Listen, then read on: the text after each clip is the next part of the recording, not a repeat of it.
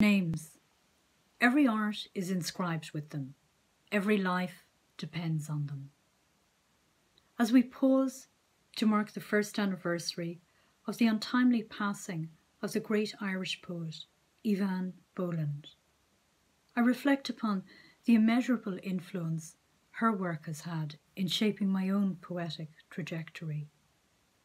In 1980s Dublin, in a packed room above Bewley's Cafe on Grafton Street, is where I first met and heard Eavan read from her collection Night Feed to an attentive audience of like-minded people, all of which gave credence to the notion, after a fashion, that it was possible to pursue a life through poetry. And so I'll read a few poems in memory of Eavan from her 1994 collection, In a Time of Violence. Lava Cameo. I like this story. My grandfather was a sea captain. My grandmother always met him when the ship docked.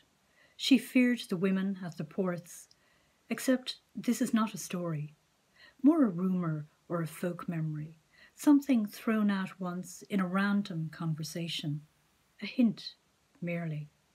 If I say wool and lace for her skirt and crepe for her blouse, in the neck of which is pinned a cameo, carved out of black volcanic rock, if I make her pace the Cork docks, stopping to take down her parasol as a gust catches the silk tassel of it, consider this.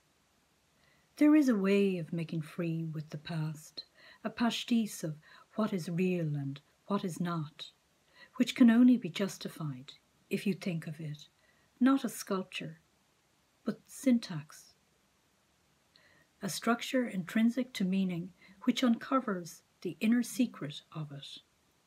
She will die at 31 in a fever ward. He will drown 9 years later in the Bay of Biscay. They will never be sepia.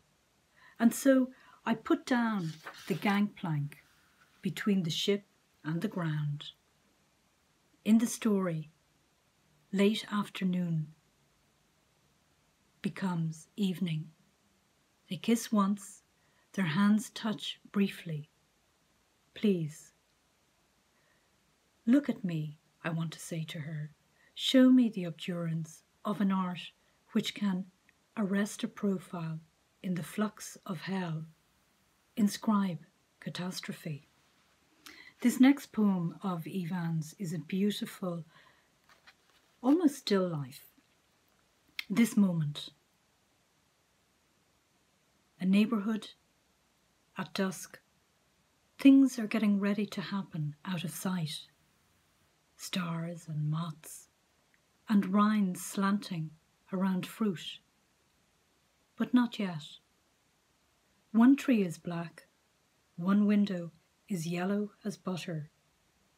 A woman leans down to catch a child who has run into her arms this moment. Stars rise, moths flutter, apples sweeten in the dark. This final poem that I'll read from Eavan's collection is a particular favourite of mine. That the science of cartography is limited, and not simply by the fact that this shading of forest cannot show the fragrance of balsam. The groom of cypress is what I wish to prove. When you and I were first in love, we drove to the borders of Connacht and entered a wood there. Look down, you said. This was once a famine road. I looked down at ivy and scotch grass. Rough cast stone had disappeared into, as you told me, in the second winter of their ordeal, in 1847, when the crop had failed twice. Relief committees gave the starving Irish such roads to build. Where they died, the roads ended, and end still. And when I take down the map of this island, it is never, so I can say, there is a masterful, the apt rendering of the spherical as flat, nor an ingenious design which persuades a curve into a plane, but to tell myself again that the line which says woodland and cries hunger and gives out among sweet pine and cypress and finds no horizon will not be there. And so that pursuit of a life lived through poetry, whilst it is the road less travelled, it is the one that I chose, and it has made all the difference as way leads on to way. And so I'll read a recent poem of mine which was inspired whilst sitting in the waiting room of the Ioneer Hospital in Dublin as an international tragedy was unfolding over the airwaves. Ioneer, to Eamon Linsky. The ophthalmologist bids me sit at her silk lamp, rest my chin and forehead within its frame. She moves in closer, shines a high beam into the black darkness beyond my cornea. Not unlike torchlight, policemen shine into the back of a refrigeration truck. Their lux and lumen wash over 39 pairs of eyes glistening like periwinkles, kept out of sight from Zagreb to East Waterglade Industrial Park. The eye doctor allows yellow drops dilute my pupils for a wider look, tucks 2 thin paper tapers behind lower lids, measures tears.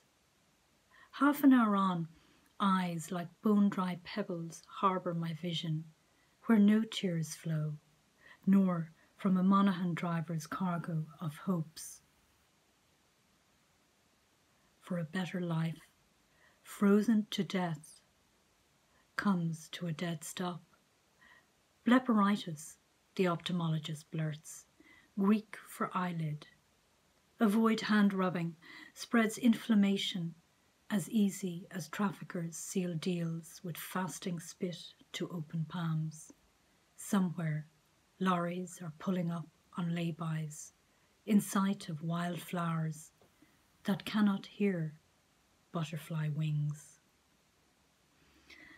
And so, in drawing to a close on this first anniversary of Eavan Boland's passing, it is fitting that she should have the last word, and it is from her poem, Love. But the words are shadows, and you cannot hear me. You walk away, and I cannot follow. Thank you.